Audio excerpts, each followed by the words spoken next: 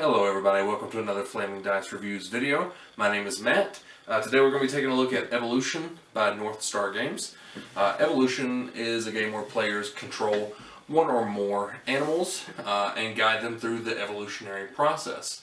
They use things like trait cards to make their animals reproduce faster, gather food more efficiently, or protect themselves from predators.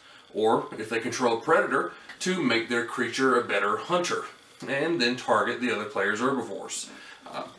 Evolution is beautiful. It is one of the most unique games I've seen, so let's go ahead and take a look at what's inside, and I'll meet you back here for a Flaming Dice Review score of the game, and tell you a little bit about my final thoughts after we see what's going on inside the box. So I'll see you back here in just a moment. Evolution comes with some very high quality components that look fantastic. One of the things that it comes with are these player aids. The player aids have pictures and descriptions of every trait card in the game, the trait cards being the things that help the creatures evolve. Also in the game is a first player token that's wooden and shaped like a brontosaurus.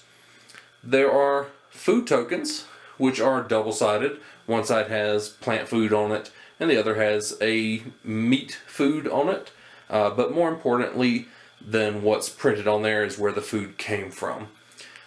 Then there are creature player boards, or creature boards, where players keep track of their creature stats.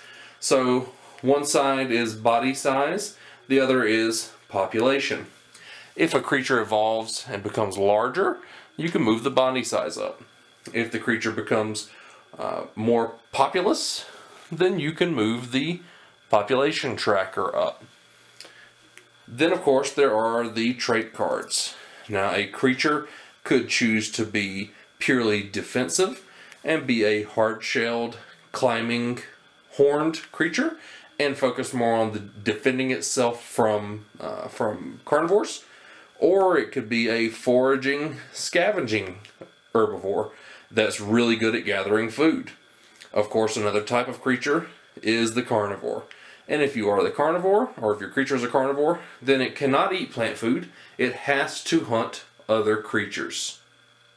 And that is what comes in Evolution in a nutshell. I actually forgot to mention a couple of the components that come inside of the game. So let's just go ahead and look at those now. First, there is the watering hole, and that's where plant food is placed at the beginning of each round, and that's where the herbivores eat from. And then also there's these food bags, and each player has a food bag, and food in this game is essentially victory points. So each player can kind of keep hidden how many pieces of food they have by placing them in these bags. Let's take a look at how Evolution plays.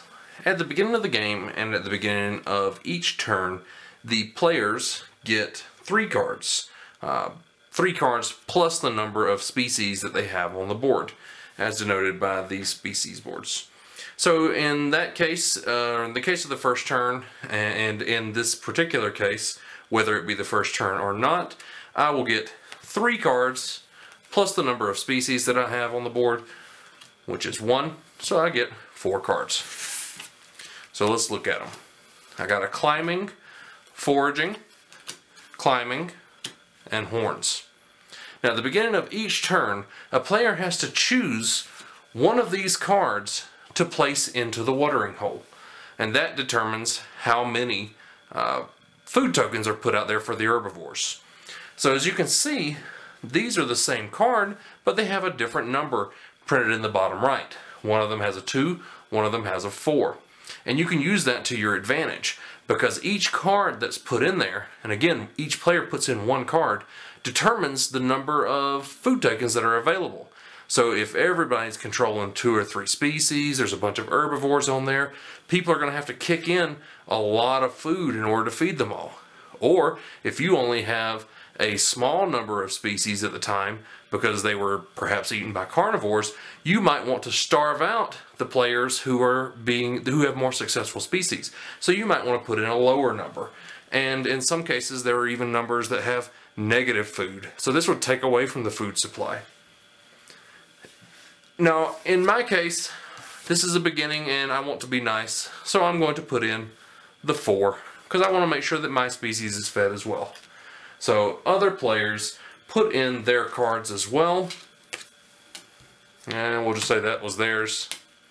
We then flip these over. Try not to make a mess with the playing area. We add up all of the cards. 4, 4, -1, and 3.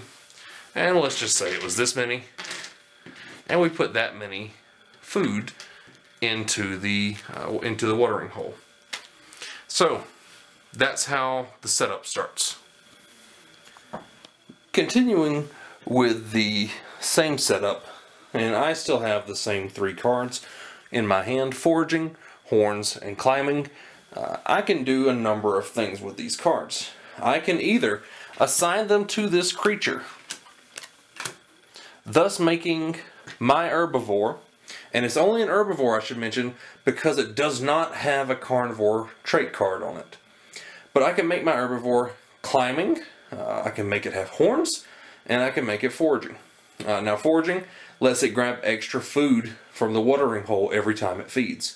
Horns makes it to where any carnivore that attacks it, even if they successfully attack my species, one of their population dies. Climbing makes it to where a carnivore cannot attack my species unless it too is a climbing creature. So in this case, all 3 of these traits are applied to my species, and it becomes that much more powerful. However, I do have other options. I could make my creature strictly a climbing creature, and I could take these other 2 cards and discard them. And for each card that I discard, I can move these up individually, of course. So 1 card discarded, and I get to move up my population to 2.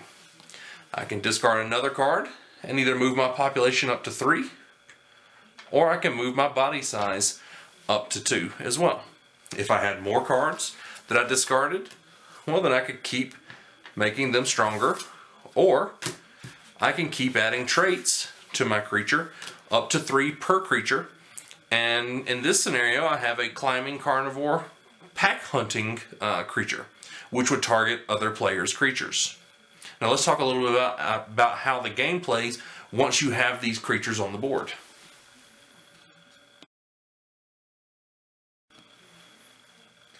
Let's take a look at how these species interact with one another. For example, we have a creature or species on the left with a body size of 3 and a population of 5.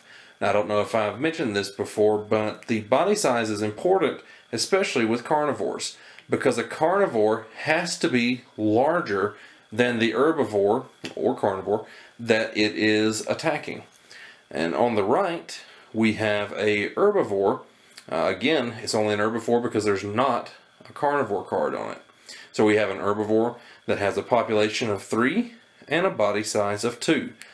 The carnivore is larger than this species, so it can attack. Now this card, you'll notice, is played face down. That's one of the rules where during the beginning of a turn, players play new traits face down. So in the example that I have here, the creature on the right has Warning Call, which only helps creatures to the side of it, not itself. Climbing, which does help this creature, meaning that a carnivore has to have climbing in order to eat it. And then Foraging, which lets this creature get more food quicker from the watering hole. So each trip that it takes to the watering hole, it gets to grab an additional food. And creatures have to eat the same number as their population. So if a creature has a population of 5, as this carnivore does, but it only gets 3 food during a turn, well, that creature starves down to the number of creatures that have eaten. So for the purpose of this example, this carnivore is not full yet, or this species is not full. This herbivore species is. Now once this carnivore reveals its trait card uh-oh, it's revealed that this player has added climbing to this species. Now this carnivore meets all the requirements of eating this species. So once this carnivore, it's this carnivore's turn to feed, it can feed on one of these herbivores. Its population goes down, and that carnivore takes one food. And one difference between the carnivores and the herbivores eat from the watering hole, the carnivores eat from the food bank. So their food comes from a completely different source. Now, let's look at a slightly different example. Now, we're resetting the previous example slightly with one difference. This carnivore is evolving to try to catch this species, just like it did in the last example. The difference here is that this creature, or this player, has decided to evolve his species as well. So as the carnivore reveals that it too can climb, it doesn't really matter, because this creature gave up climbing for burrowing. And burrowing allows a player, or excuse me, a creature, once it is full, once it's eaten enough food to sate its entire population, it is now unattackable. So this creature is now safe, and this carnivore will starve unless it can find another species to eat. One of my very favorite things about evolution, and one of the most unique aspects of gameplay, is the just incredibly complex ecosystems that players can create around their creatures. So for example, this creature on the right has climbing and hard shell, which makes it very hard to catch and attack by carnivores. Now the player in the center has symbiosis, and symbiosis means that, or says that, this creature cannot be attacked if the creature on the right of it has a larger body size than it. And the artwork, of course, reflects that, with the little creatures on top of the bigger creature's back. So this creature can't be attacked because it has a body size of 2, and the creature to its right has a body size of 4. To add to this, this symbiosis, as the name is called, or as the card is called, the creature in the center has Warning Call, which means that the creature on either side of this center creature can't be attacked unless the carnivore has Ambush. Then on the right, this creature has Cooperation. And cooperation means that whenever this creature takes food from the food bank, the creature to the right gets a food from the same source. So all of these creatures are working together both to help each other and to protect each other. Hello again, everybody.